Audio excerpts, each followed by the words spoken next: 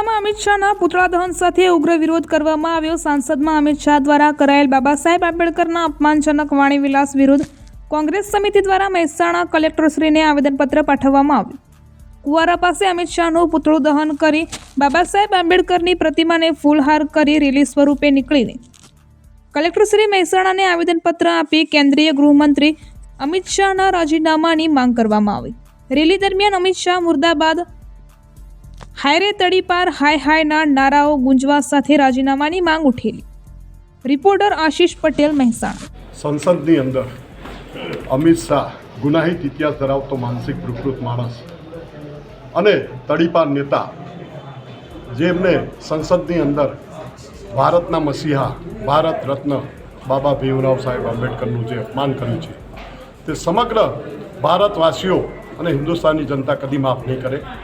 અમે તેમનું રાજીનામું અને માફી માગે તેવી માગણી કરેલ છે। ઉપરોક્ત આવેદનપત્ર દ્વારા મહામહિમ રાષ્ટ્રપતિજીને આ આવેદન પહોંચાડે તેવી વિનંતી કલેક્ટરશ્રીને કરવામાં આવેલ છે। આગામી સમયમાં જો તેઓ રાજીનામું નહીં માગે અને આવી જ રીતે જો અપમાન કરતા રહેશે તો અમે આ આંદોલન શેરીએ શેરીએ, ગામે ગામ, મોહલ્લે મોહલ્લે અને શહેરો અને ગામે ગામ કરીશું।